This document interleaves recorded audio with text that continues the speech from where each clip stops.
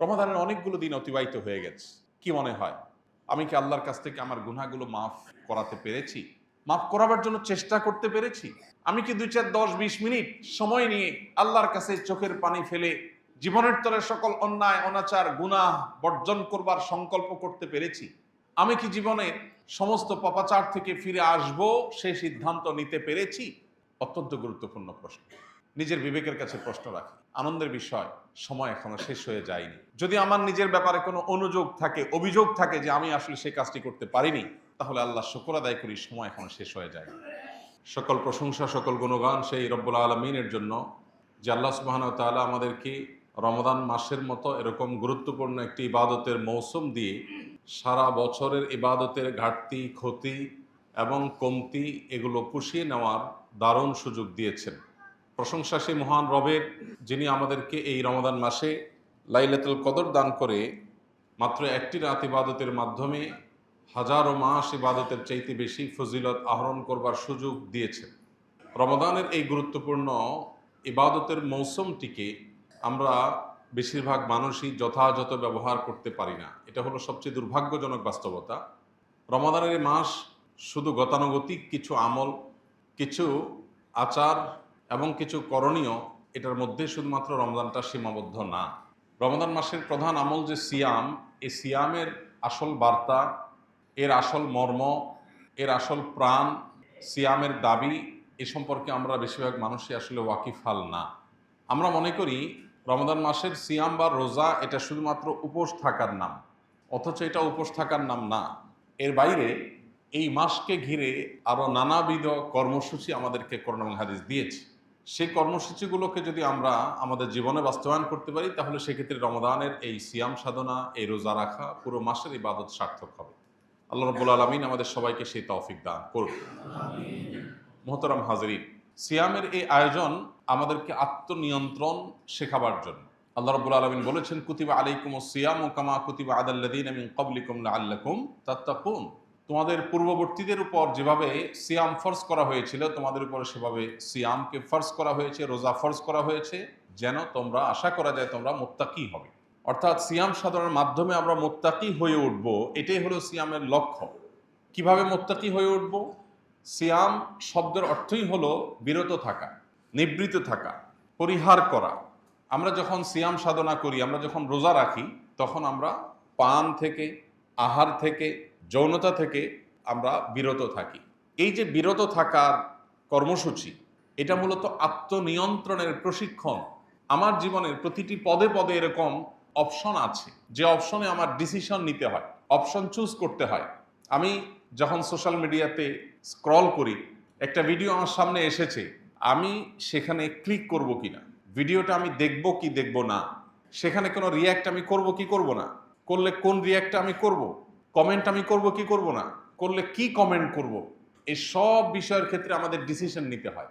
এক্ষেত্রে আল্লাহ যা নিষেধ করেছেন সে বিষয় থেকে বিরত থাকার যে প্রচেষ্টা আমার সামগ্রিক জীবনে চালাতে হয়। জীবনের প্রতিটা মুহূর্তেই আমাদের অগণিত সিদ্ধান্ত নিতে হয়। আমি সুযোগ পেয়েছি একজনকে ঠকাবার, বোকাশোকা মানুষ পেয়েছি, ঠকাবো কি ঠকাবো না, একটা সিদ্ধান্তের ব্যাপার। আমি সুযোগ পেয়েছি ক্ষমতা কক্ষিগত করে মানুষ থেকে অবৈধ অর্থ উপার্জন করবার, এই সুযোগ কাজে লাগিয়ে আমি সে অবৈধ অর্থ উপার্জন করব নাকি করব না, সিদ্ধান্তের ব্যাপার। প্রতিদিন ঘুম থেকে ওঠার পর থেকে নিয়ে ঘুমানো পর্যন্ত শত শত হাজার হাজার সিদ্ধান্ত আমরা নিয়ে থাকি। সাবকনশিয়াস মাইন্ডে, অবচেতন মনে আমরা এই সিদ্ধান্তগুলো নিয়ে থাকি। আপনি ঘুম থেকে ওঠার পর ঘুম থেকে ওঠার দোয়া নবী সাল্লাল্লাহু আলাইহি সাল্লাম শিখিয়েছেন, এই দোয়াটা আপনি পড়বেন নাকি পড়বেন না, সিদ্ধান্তের ব্যাপার। এরপর আপনি যখন ওয়াশরুমে যাবেন, ওয়াশরুমে প্রবেশ করতে গিয়ে ডান পা আগে দিবেন না বাম পা আগে দিবেন, সিদ্ধান্তের ব্যাপার। আপনার ডান পাটা আগে চলে গেছে, নবী সাল্লাল্লাহু আলাইহি সাল্লামের নির্দেশনা হলো বাম পা দিয়ে প্রবেশ করতে হবে, তাহলে এখানে আপনি ডান পা দিয়ে প্রবেশ করতে গিয়ে আবার সরে আসছেন, এই যে বিরত থেকেছেন। ঠিক একইভাবে আপনি ফজরের ওয়াক্তে মুয়াজ্জিনের আজানের পর একজন পুরুষ হিসাবে জামাতের সাথে হাজির হয়ে নামাজ পড়বেন নাকি শুয়ে থাকবেন, সিদ্ধান্তের ব্যাপার। আল্লাহ তাআলা এই সময় ঘুমিয়ে থাকতে নিষেধ করেছেন, আসসালাতু খায়রুম মিনান নাওম, মুয়াজ্জিনকে দিয়ে আল্লাহ ঘোষণা দিয়েছেন। অতএব ঘুম থেকে বিরত থাকা, ঘুমকে পরিহার করা, এটা সিদ্ধান্তের ব্যাপার। এভাবে যদি আমরা হিসেব করি, আপনার বাসায় পরিবারের সাথে আপনার ঝগড়া হয়েছে, কোনো কারণে মনোমালিন্য তৈরি হয়েছে, এখন মুখ দিয়ে একটা খারাপ কথা বের হতে যাচ্ছে, বের করবেন কি করবেন না সিদ্ধান্তের ব্যাপার। এভাবে আপনি একজন কাস্টমারের সাথে একজন দোকানদার হিসাবে কোনো কথা নিয়ে বাদানুবাদ হয়েছে, আপনি তাকে একটা কটু কথা বলবেন কি বলবেন না সিদ্ধান্তের ব্যাপার। এভাবে সামগ্রিক জীবনে প্রতিদিন শত শত সিদ্ধান্ত আমরা নিয়ে থাকি। এই সিদ্ধান্তগুলোই আমার গন্তব্য ঠিক করবে, আমার গন্তব্য কি জান্নাত হবে নাকি জাহান্নাম। এই সিদ্ধান্তগুলোই ঠিক করবে যে আমি কি আল্লাহকে সন্তুষ্ট করতে পারছি নাকি পারছি না। এই সিদ্ধান্তগুলোই যোগফল বের করে দিবে আমি কি এই সিদ্ধান্তগুলো সঠিকভাবে গ্রহণ করার মধ্য দিয়ে মুত্তাকি হতে পেরেছি নাকি আমার ভুল সিদ্ধান্ত গ্রহণ করে ফাসিকের কাতারে গিয়েছি। সিয়াম আমাদেরকে শেখায় তোমার প্রতিটি সিদ্ধান্ত গ্রহণ করবার ক্ষেত্রে আল্লাহ যা নিষেধ করেছেন সেটাকে মাথায় রেখে সিদ্ধান্ত তোমার গ্রহণ করতে হবে। ঠিক যেভাবে তুমি সিয়াম রেখে, রোজা রেখে তোমার পেটে প্রচন্ড ক্ষুধা আছে, সামনে খাবার আছে, কেউ দেখছেও না, এমতো পরিস্থিতিতেও তুমি খাবারটা গ্রহণ করছো না, পিপাসা পেয়েছে, পানিও আছে, কিন্তু আল্লাহ নিষেধ করেছেন তুমি পান করছো না। ইফতারের ঠিক আগ মুহূর্তের যে পরিস্থিতিটা সেটা সবচেয়ে বেশি উপভোগ্য, সবচেয়ে বেশি শিক্ষণীয়, সবচেয়ে বেশি বার্তাবাহক। কারণ ইফতারের রকমারি ইফতারের যে পসরা সাজিয়ে আমরা বসি, আমরা এই আকর্ষণীয়, লোভনীয়, মুখরোচক সব খাবার পানীয় এগুলো সামনে নিয়ে বসেছি যখন, তখন আমরা সবাই ক্ষুধার্ত, আমাদের সবার পেটে প্রচন্ড ক্ষুধা, সামনে খাবারও আছে, কেউ আমার হাত ধরে রাখে নাই, কেউ আমার মুখে টেপ দিয়ে রাখে নাই, আমাকে বিরত রাখছে আল্লাহ তাআলার নিষেধাজ্ঞা। আল্লাহ বলেছেন আতিম্মুস সিয়ামা ইলাল লাইল, তোমরা সিয়াম পূর্ণ করো সেই সুবহে সাদিক থেকে নিয়ে সন্ধ্যা হওয়া পর্যন্ত, সূর্য অস্ত যাওয়া পর্যন্ত। এই যে সূর্যাস্ত পর্যন্ত আমাকে পানাহার থেকে বিরত থাকবার নির্দেশ আল্লাহ তাআলা দিয়েছেন, সেই নির্দেশ এতগুলো আকর্ষণীয় মুখরোচক খাবার চোখের সামনে থাকার পরও, আমি ক্ষুধার্ত থাকার পরও সেই নির্দেশ আমাকে বিরত রেখেছে। যদি কারোর সিয়াম জীবনের প্রত্যেকটা ক্ষেত্রে এভাবে তাকে আল্লাহ রাব্বুল আলামিনের আদেশ নিষেধকে মাথায় রেখে সিদ্ধান্ত নিতে উদ্বুদ্ধ করে, সে যদি এই শিক্ষাটা গ্রহণ করে, একজন শিক্ষার্থী যদি নকল করবার সুযোগ আছে কিন্তু কোরআন এবং হাদিসের আলোকে এটা নিষিদ্ধ, অতএব সেটিকে মাথায় রেখে তিনি তার নকল করলে একটু লাভও হয়, সুযোগও আছে, কিন্তু তিনি করছেন না। এটাই হলো সিয়ামের মূল লক্ষ্য। না হলে আমরা দিনের বেলায় পানাহার না করে থাকলে আল্লাহর কি, আল্লাহর তো কোনো ঠেকা পড়েনি। আমরা না খেয়ে কষ্ট করার মধ্য দিয়ে আল্লাহর কোনো লাভ নাই, বা আল্লাহ তাআলার এখানে কোনো স্বার্থ নাই। আল্লাহ সুবহানাহু ওয়া তাআলা আমাদেরকে মুত্তাকি করতে চান। আমাদের জীবনের বহু পরিস্থিতি এমন আসে, আমি যা চাই তা পাবো না, সবকিছু আমার মন মতো হবে না, আমাকে সংযম করতে শিখতে হবে, আমাকে সংগ্রাম করতে শিখতে হবে, আমাকে বিরত থাকা শিখতে হবে, আমাকে আত্মনিয়ন্ত্রণ করা শিখতে হবে, আমার সন্তানকে শেখাতে হবে। ভোগবাদী এই পৃথিবীর চতুর্দিকে আপনি ভোগের আহ্বান পাবেন, ত্যাগের আহ্বান কোথাও আপনি পাবেন। সম্পদ, শক্তি, সক্ষমতা, শৌর্যবীর্য, প্রভাব প্রতিপত্তি, পদ পদবী, ক্ষমতা, যত রকমের ভোগ আছে গোটা পৃথিবীর চতুর প্রান্তে আপনি দেখতে পাবেন শুধু ভোগের আহ্বান। একমাত্র ইসলামে আল্লাহ রাব্বুল আলামিন আমাদেরকে ত্যাগের আহ্বান দিয়েছেন। কারণ পৃথিবীর মানুষ যতদিন পর্যন্ত আত্মনিয়ন্ত্রণ করতে না শিখবে, যতদিন পর্যন্ত আমরা ত্যাগী না হতে পারবো, যতদিন পর্যন্ত আমরা সংযমী না হতে পারবো, পৃথিবীটা চকচকে তকতকে হতে পারে, পৃথিবীটা দেখতে অনেক চমৎকার মনে হতে পারে, পৃথিবীটা দেখতে অনেক সাজানো গোছানো মনে হতে পারে, অনেক আধুনিক হতে পারে, তথ্য প্রযুক্তির উন্নতির চরম শেখরে পৌঁছে যেতে পারে, কিন্তু পৃথিবীটা বাসযোগ্য কখনোই হবে না যতক্ষণ পর্যন্ত মানুষ অন্যায় থেকে আত্মনিয়ন্ত্রণ করবার প্রেরণা নিজের মধ্যে তৈরি করতে না পারবে। আর এই ব্যবস্থা ইসলাম ছাড়া আপনাকে আর কেউ দেয়নি এবং কোথাও আপনি পাবেন না। প্রিয় ভাইরা আমার, ভোগ করবার জন্য কোনো যোগ্যতার প্রয়োজন হয় না, ভোগ সবাই করতে পারে, ত্যাগ সবাই পারে না। অতএব আমার নিজেকে, আমার পরিবারকে, আমার আদরের সন্তানকে এই সিয়াম সাধনার মধ্য দিয়ে ত্যাগের শিক্ষা দেওয়া, আত্মনিয়ন্ত্রণের শিক্ষা দেওয়া, সংযমের শিক্ষা দেওয়া, এটাই হলো সিয়ামের অন্যতম লক্ষ্য। আল্লাহ রাব্বুল আলামিন সেই লক্ষ্য আমাদেরকে বাস্তবায়ন করার তৌফিক দান করুন। প্রিয় ভাইরা আমার, গোটা পৃথিবীতে মানুষ যত অপরাধ করে, যত অন্যায় করে, এই সব অন্যায়গুলো ত্যাগের মানসিকতা থেকে আসে না, ভোগের মানসিকতা থেকে আসে। আত্মনিয়ন্ত্রণ করতে পারলে মানুষ কি কোনো অন্যায় পৃথিবীতে হবে? এই যে অন্যায়, যুদ্ধ, আগ্রাসন, জুলুম, মানুষ হত্যা, যত অন্যায়, যত অনাচার, যত অবিচার, এই সব কিছুর পেছনে মূল ভূমিকা হলো মানুষের মোহ, লোভ, মানুষের খাই খাই মনোভাব, মানুষের ভোগবাদী মানসিকতা, ইসলাম আমাদেরকে এগুলোতে লাগাম দিতে বলেছে। এই লাগাম দেওয়ার এই কথা শুধু ইসলামই বলবে, আপনাকে আর কেউ বলবে না। এই জন্য সিয়ামের এই বার্তাটা যদি আমরা গ্রহণ করে সিয়াম সাধনা করতে পারি, তাহলে সেক্ষেত্রে এই সিয়াম সার্থক হবে, এই রোজা সার্থক হবে। যদি সেটা না হয়, তাহলে সেক্ষেত্রে নবী সাল্লাল্লাহু আলাইহি ওয়াসাল্লামের ভাষ্য মতে এই রোজা নিছকই উপোস থাকা, এই রোজা কোনো অর্থবহ রোজা নয়। নবীজি বলেছেন, রুব্বা সাইমিন, বহু রোজাদার আছে, লাইসা লাহু মিন সিয়ামিহি ইল্লাল জু, দুর্ভাগ্যজনকভাবে তার সিয়াম সাধনা করে ক্ষুধার্ত থাকা ছাড়া আর তার ভাগ্যে কিছুই জুটে না। তার আমলনামায় কোনো সওয়াব, কোনো বিনিময়, কোনো পুণ্য, আল্লাহর কাছ থেকে কোনো প্রতিদান আজর তার জন্য জমা হয় না। প্রিয় ভাইরা আমার, আমরা যদি সেই হতভাগাদের কাতারে সামিল না হতে চাই, আমরা যদি নিজেদেরকে হতভাগাদের কাতার থেকে বের করে আনতে চাই, তাহলে সিয়ামকে অর্থবহ করার জন্য সিয়ামের মাধ্যমে সামগ্রিক জীবনে সকল অন্যায়, সকল অনাচার, সকল নিষিদ্ধ, সকল হারাম, সকল পাপাচার থেকে নিজেকে বিরত রাখার এই সংগ্রামে আমাকে জয়ী হতে হবে।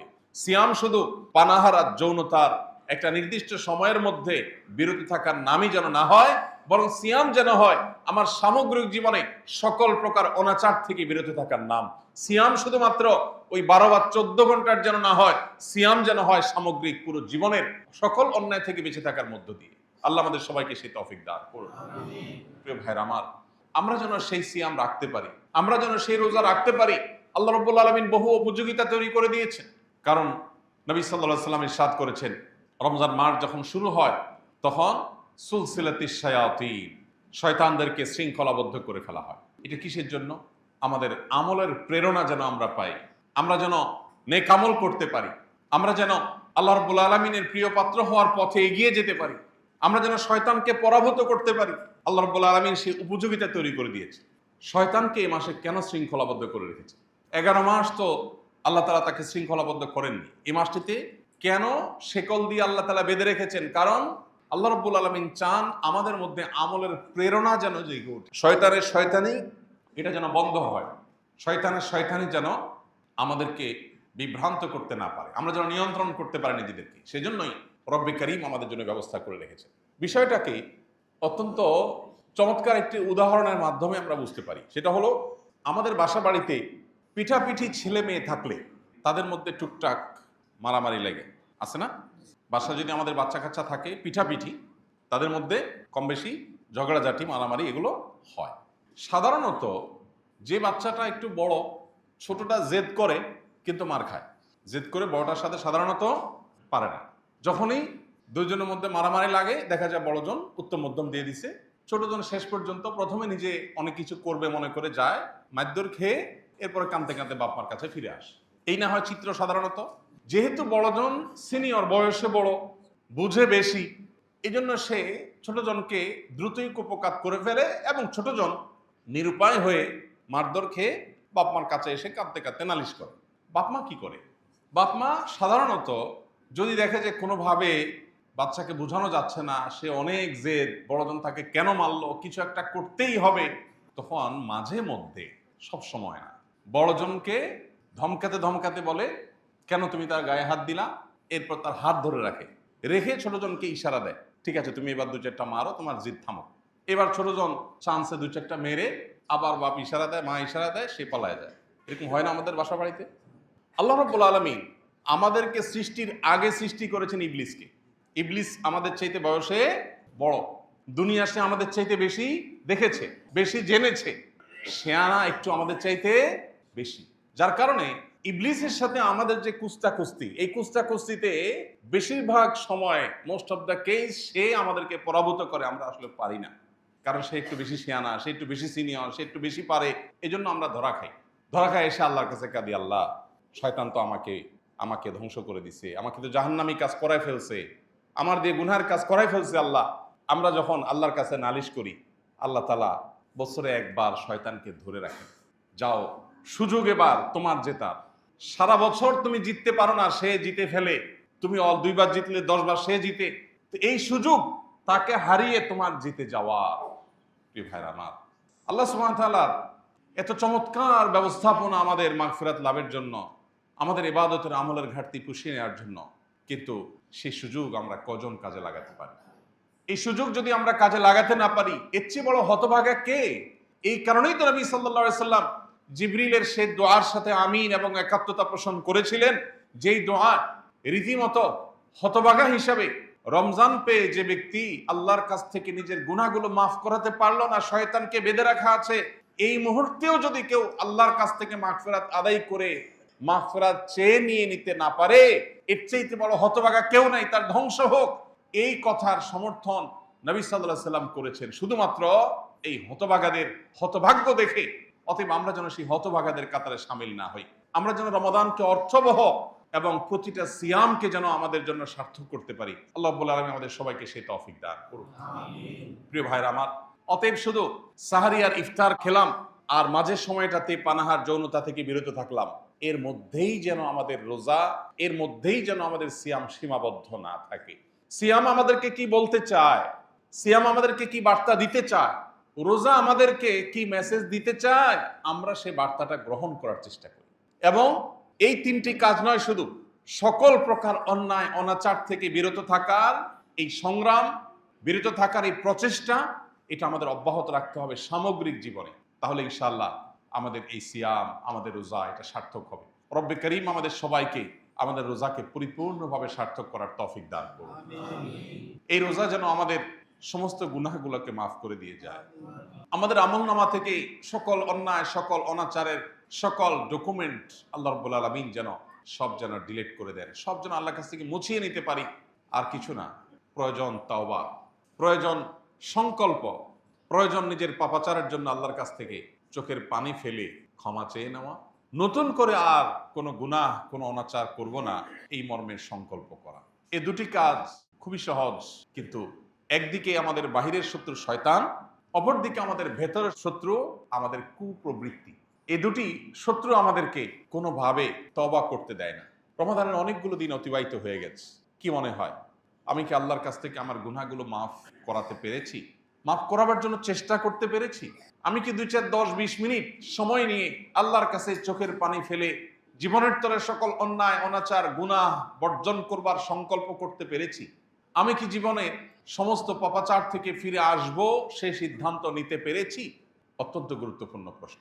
নিজের বিবেকের কাছে প্রশ্ন রাখি। আনন্দের বিষয়, সময় এখনো শেষ হয়ে যায়নি। যদি আমার নিজের ব্যাপারে কোনো অনুযোগ থাকে, অভিযোগ থাকে যে আমি আসলে সেই কাজটি করতে পারিনি, তাহলে আল্লাহ শুকর আদায় করি, সময় এখনো শেষ হয়ে যায়নি। রমাদানের দিন, রমাদানের রাত, রমাদানের অবসর সময়, রমাদানের কর্মব্যস্ত সময়, প্রতিটা মুহূর্তকে আসুন আল্লাহর স্মরণ দিয়ে পরিপূর্ণ করে রাখি। আমাদের ফোকাস, আমাদের মনোযোগ যে সমস্ত বিষয়গুলো কেড়ে নেয়, সেটা হোক সোশ্যাল মিডিয়ার স্ক্রলিং, হোক আমাদের বন্ধু বান্ধবদের কোনো আড্ডার মজলিস, হোক আমাদের অন্য কোনো কিছু, সে সব বিষয় থেকে আমরা সরে এসে পরিপূর্ণ মনোযোগ আল্লাহর দিকে দিয়ে একটি মাস আমার সমগ্র জীবনকে যেন পরিবর্তন করবার জন্য যথেষ্ট হয়।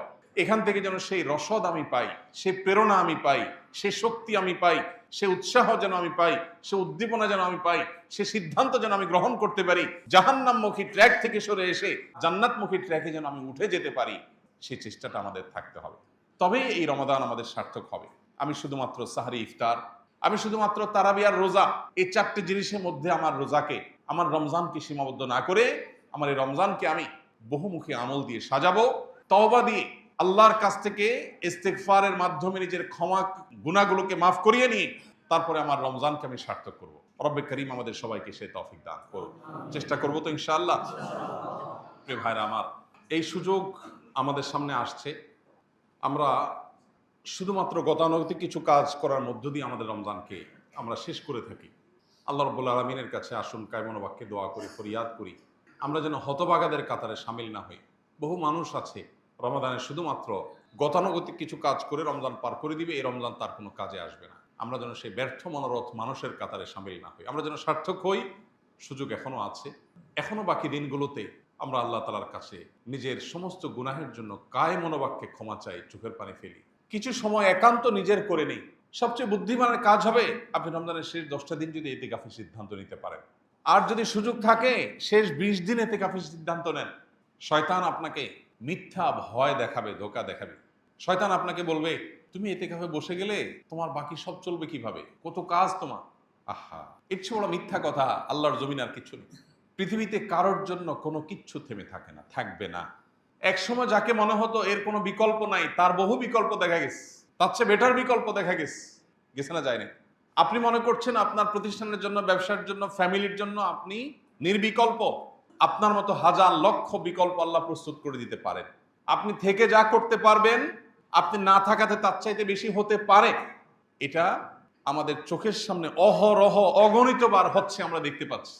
কিন্তু মানুষ বড়ই অকৃতজ্ঞ। আল্লাহ তাআলা বলেছেন এই জন্য যে ইন্নাল ইনসানা লাকাফুর, মানুষ বড়ই অকৃতজ্ঞ।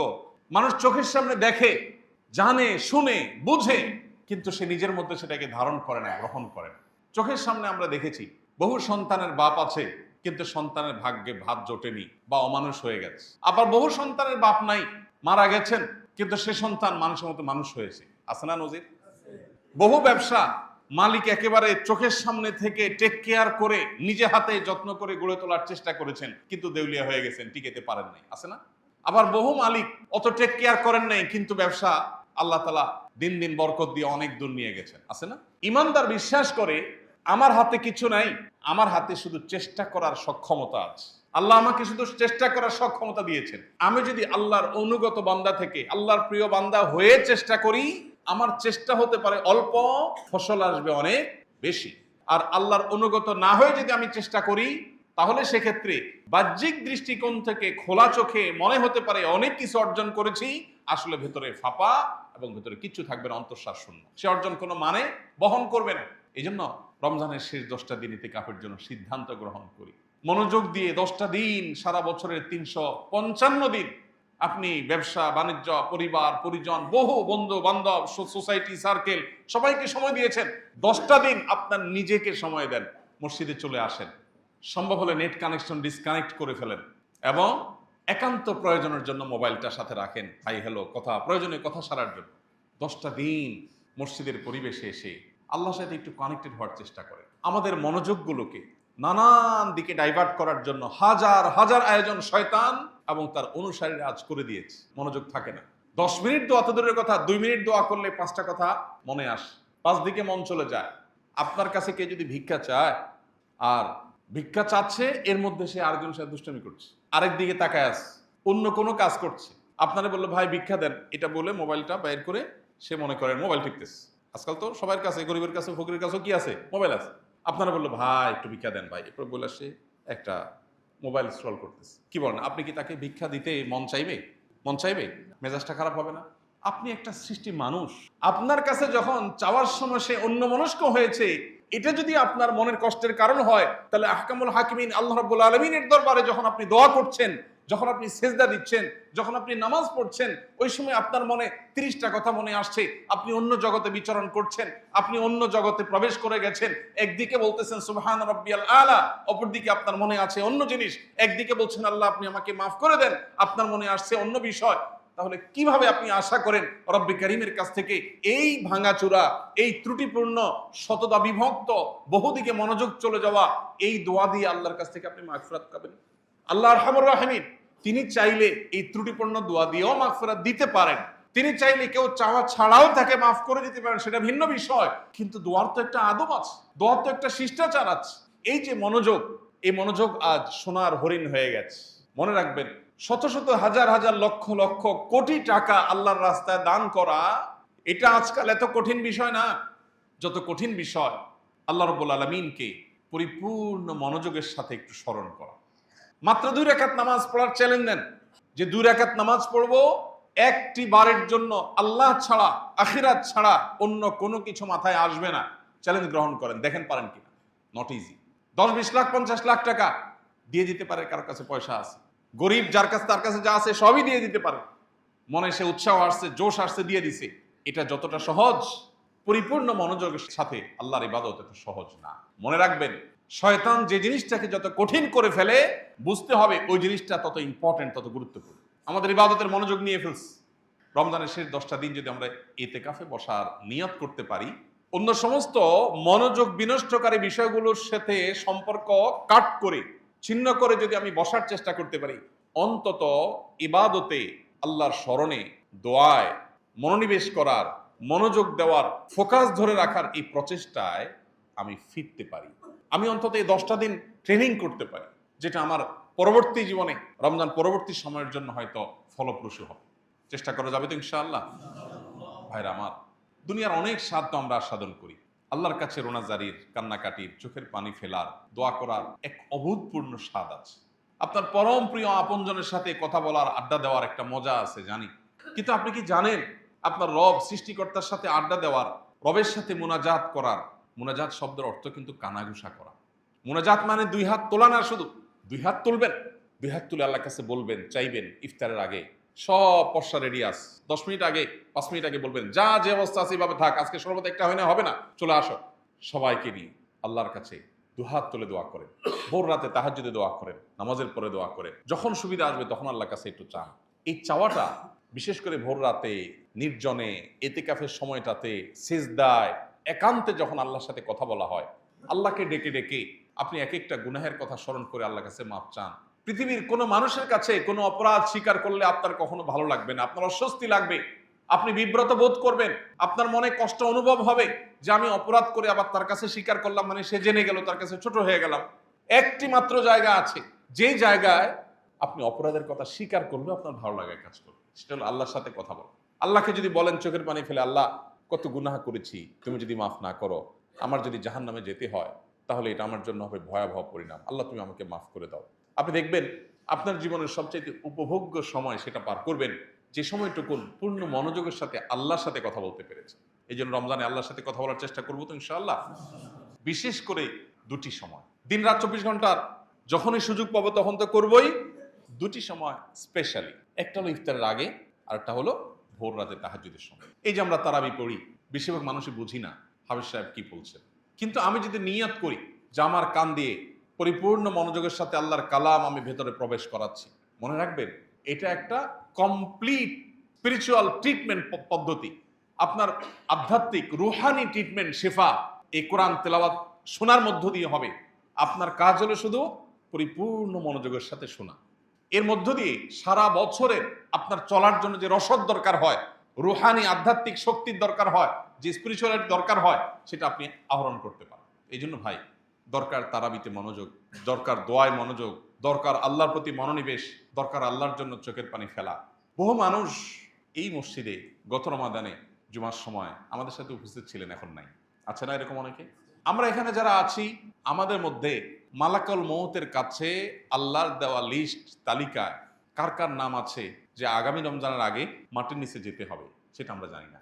আমাদের মধ্যে হয়তো আমি, হয়তো আপনি, আমরা কেউ এমন আছি যে এটাই হলো আমার জীবনের শেষ রমজানের সুযোগ, আর আসবে না।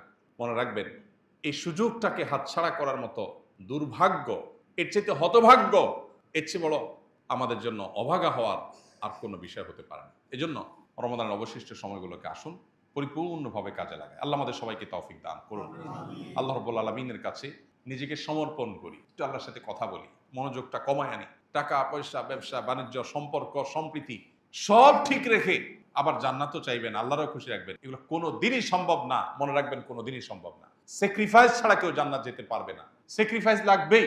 আপনি সব ঠিক রাখবেন, সামাজিকতা, আপনার সন্তান সন্ততি চাওয়া, সবাই খুশি রাখবেন, সব 16 আনা রাখবেন, এরপরে এসে আল্লাহকেও খুশি করতে চাইবেন, এটা হবে না, স্যাক্রিফাইস করতে হবে। এই জন্য হয় আপনার ব্যবসার কোনো কিছুকে, হয় আপনার স্বার্থের কোনো কিছুকে, সামাজিক প্রতিপত্তির কিছুকে স্যাক্রিফাইস করতে হবে। এই স্যাক্রিফাইসের মধ্য দিয়ে রমাদান অর্থবহ হয়ে উঠবে, রমাদান সার্থক হয়ে উঠবে। রব্বে